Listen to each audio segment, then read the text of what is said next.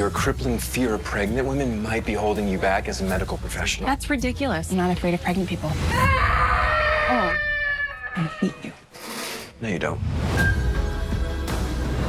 Hi, I'm Willa Fitzgerald, here with the Pulse cast, and we are scrubbing in for a deep dive behind the scenes of season 1. The research and training we went through for the show, we had a sort of extensive boot camp, but I got off a plane from London and arrived really jet lagged about midnight, and 8 a.m. the next day we were straight on set in this hospital. And these guys, I later learned, had done a bit of training beforehand, so I sat there and everything was just going straight over my head. So much information. You know, I've been on medical shows before.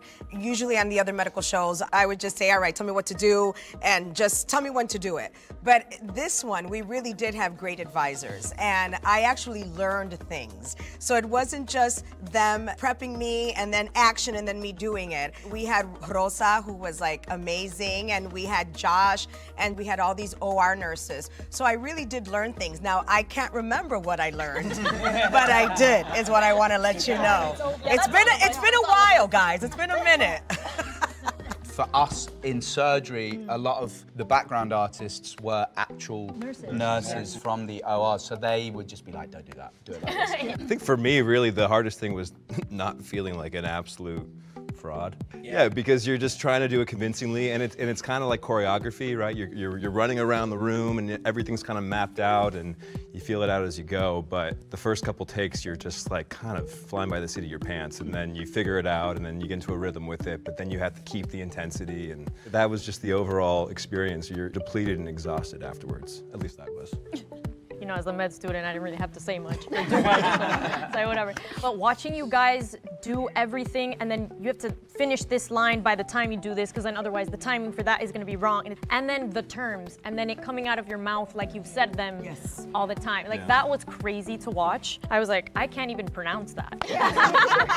There was a couple of times I remember showing up and I practiced whatever word it was a certain way, and they were like, oh, that's actually the British way to say it. Yes, that happened. In America, we say it like this, and I'm like, excuse me, what?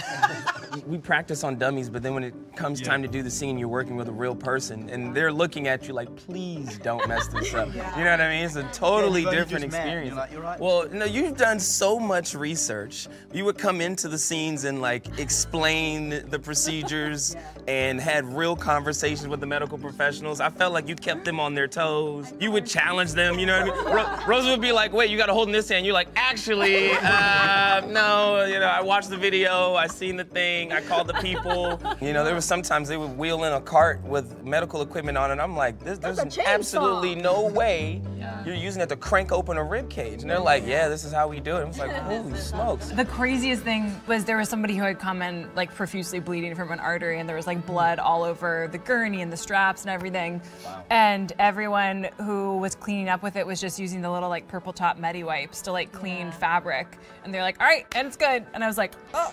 What did Rosa say? And then Rosa told us how long hepatitis C lives on surfaces. Like 20 days or something? Yeah, she was like, never touch anything before washing your hands and touching anything else. So those are my fun facts. Thank you, sir. Yeah. On my count, 3, 2, 1. What's the story? Hank DeLuca, 49, volunteer firefighter in a house fire. Hit with debris on the way out.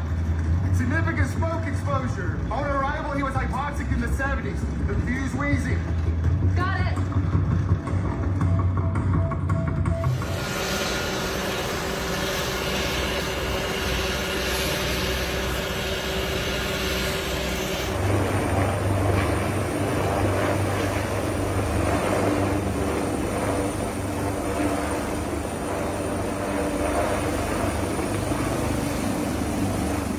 Action!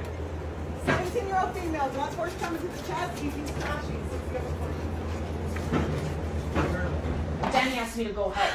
No, I know. You know, so I'm So like, how long? So.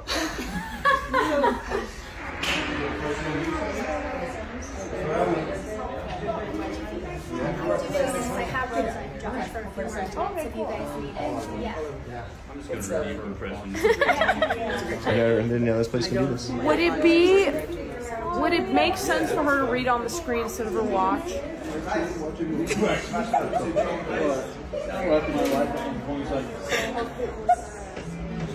It's a big fibrous layer. But you're actually going through deeper, and you're actually feeling bowel. Like you can actually feel the bowel. That's crazy. So she's feeling the So intestines, that's why we have to and I'm take like, her upstairs to see what they hit. yeah.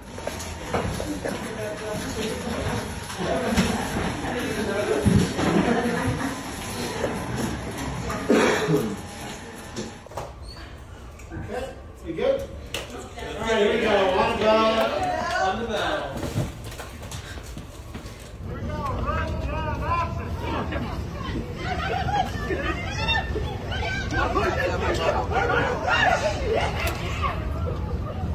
For our wonderful, dear, charming, funny Chelsea.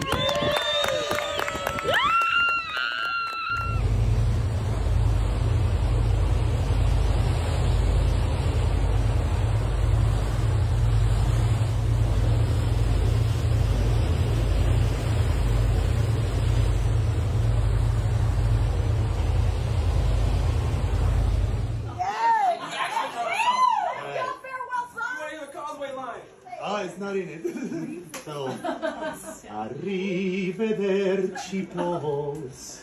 Goodbye, my friends, au revoir.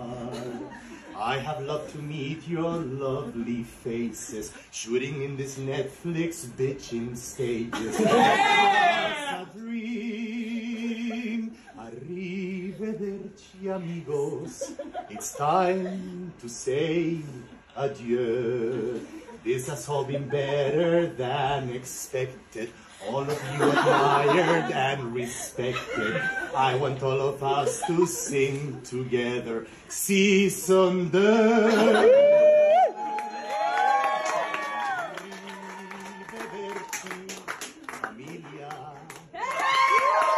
Not bad. Not bad. I could stay with ya. Now we'll be forever the Polsitos. Carlton surely loves when I do improv. But I got to go just for this season. I hope to see you all in season 2.